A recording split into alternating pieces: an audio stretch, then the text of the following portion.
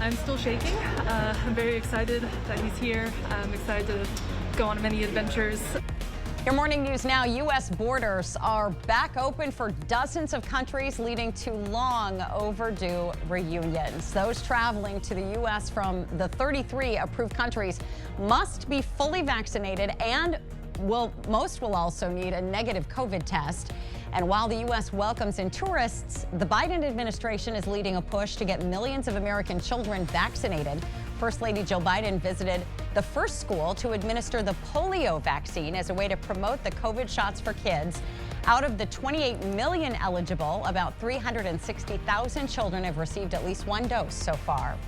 The Biden administration wants multiple challenges to its workplace COVID-19 vaccination rule consolidated in a single federal court. At least 27 states, plus several businesses and associations, filed legal challenges in at least 6 federal appeals courts after the Occupational Safety and Health Administration released its mandate last week. The U.S. Department of Justice says in court filings, one of the federal circuit courts should be chosen at random to hear the cases. The DOJ is asking for a decision by early next week. Authorities in Houston have released the names of 8 concert goers who died last week at a music festival headlined by rapper Travis Scott. Houston's police chief says he met with Scott before the show at the Astro World Festival to express safety concerns, but didn't elaborate on any specific worries. About 50,000 people attended the festival. People described scenes of panic in the crowd as a surge of fans pressed forward as Scott took the stage. More than 300 people were treated at a field hospital on site, and at least 13 others were hospitalized.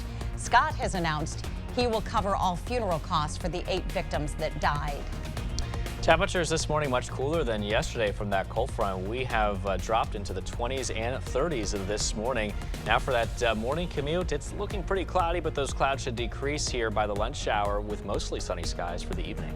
Opening statements begin today in the trial for the man charged with shooting and killing a La Crosse teenager 2 years ago. 29-year-old Shavante Thompson is charged with first-degree intentional homicide.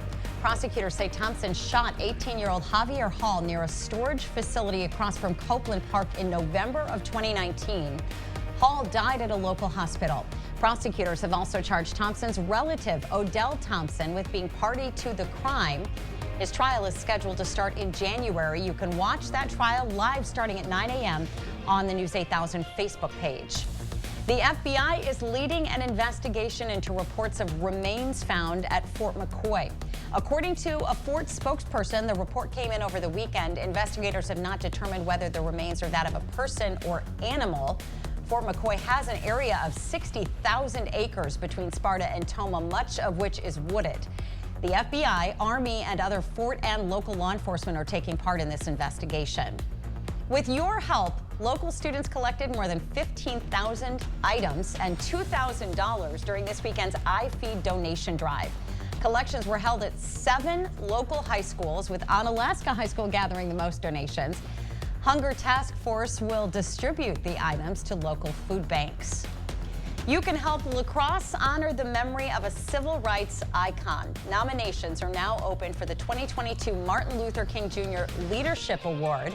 The award recognizes leadership in and commitment to building community, enhancing diversity, and working for justice. The award will be presented at the community celebration in January. Rain chances begin to pick up for tomorrow and then through Thursday with temperatures in the 50s, but we will be looking at a possible chance of snow. It looks like Thursday night into Friday. Yeah, have much cooler temperatures in the 30s as well. CBS Morning starts here in just a moment. We're going to send you there, and we hope to see you right back here tomorrow.